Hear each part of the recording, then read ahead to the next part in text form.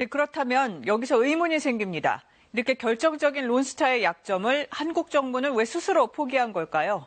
이해하기 어려운 분쟁 대응의 중심에는 처음부터 끝까지 론스타 편에 섰던 이른바 모피아로 불리는 경제, 금융 관료들이 포진해 있었습니다. 이어서 석혜원 기자가 보도합니다. 2012년 1월 27일 금융위원회는 론스타가 산업자본이 아니라며 외환은행 매각을 승인합니다. 이로써 론스타는 4조 6천억 원의 이익을 챙겼습니다. 론스타가 2003년 인수 당시하고 그다음에 2012년 1월 27일 기준으로 그 금융 주력자로 볼 근거가 없습니다. 당시 금융위원장은 이른바 모피아의 핵심으로 알려지던 김석동, 부위원장은 추경호, 지금은 국회의원입니다. 금융당국이 론스타가 산업자본이라는 자료를 확인할 수 있었던 것은 최소한 2008년. 하지만 이후 2년 동안 론스타의 대주주 적격성 심사를 한 번도 하지 않았습니다. 그게 이제 2008년 이제 여름이었고요. 진동수 위원장 체제 2년 동안 일체 대주주 적격성 심사를 하지 않습니다.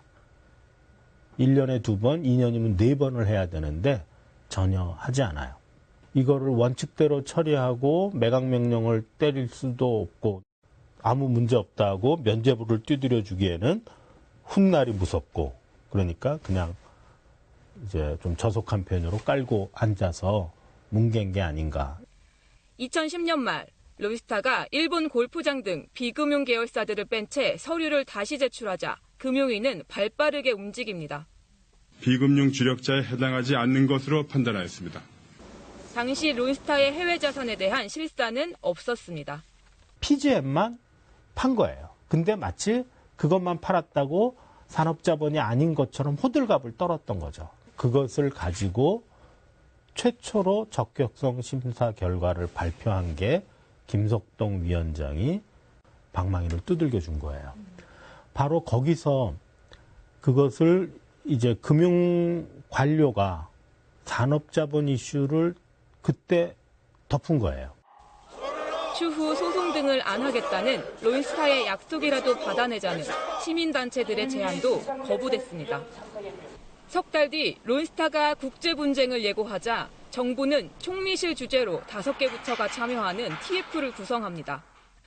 이 TF가 KBS가 입수한 한국 정부 서면을 작성한 겁니다. 명단에서 외교부, 법무부, 국세청 소속은 실무자로 보입니다. 핵심은 2사람. 외환은행 매각 승인 당시 금융위 부위원장이었고 당시 기재부 1차관이던 추경호, 정찬우 금융위 부위원장입니다. ETF 당시 금융위원장은 여전히 김석동 씨였습니다. 김석동과 추경호 2사람은 론스타가 외환은행을 인수하던 2003년 각각 금감위 국장과 재경부 담당 과장, 외환은행을 부실은행으로 만들기 위한 10인 비밀회의에도 나란히 참석했습니다. 책임을 인정해야만 우리가 소송을 이길 수 있는데 내 책임을 인정하지 않을 것으로 보이는 자를 이 소송에 책임을 맡게 한 것 자체가 정부가 이 소송에 어떤 태도로 임했는지를 알 수 있다고 봅니다. 외환은행의 인수와 매각을 도왔던 사람들이 론스타의 부당한 분쟁에 대응하는 한국 정부 논리를 구성하는 데도 관여하고 있었던 겁니다.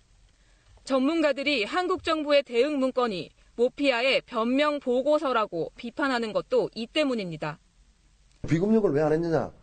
금융당국의 치부가 드러날까 싶어서 안 하는 거죠.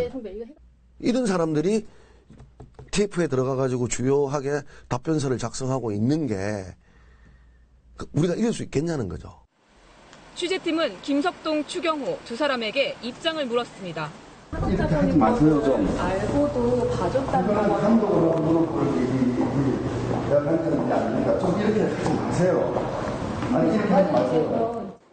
소송 각하될 수 있었는데 그걸 왜 빼셨는지. 각하될지 안 될지는 어떻게 그 단정하고 질문을 하십니까? 네. 관련 부처 전문가들과 그리고 법률 자문가들이 우리 국익에 또 소송에 이기는 게 어떤 게 도움이 되느냐 그런 차원에서 결론을 내리고. 왜 그냥 아무 조건 없이 그냥 내보내게 해준 거예요? 소송 들어온다고 누가 예상했다고 이야기합니까? 모든 걸 단정으로 이야기하시지 마시고 그때 관련 자료를 전부 보시고.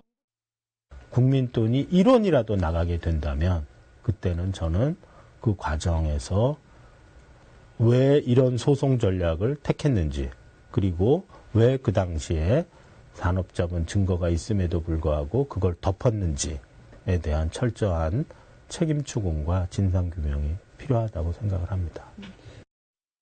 KBS 뉴스 석혜원입니다.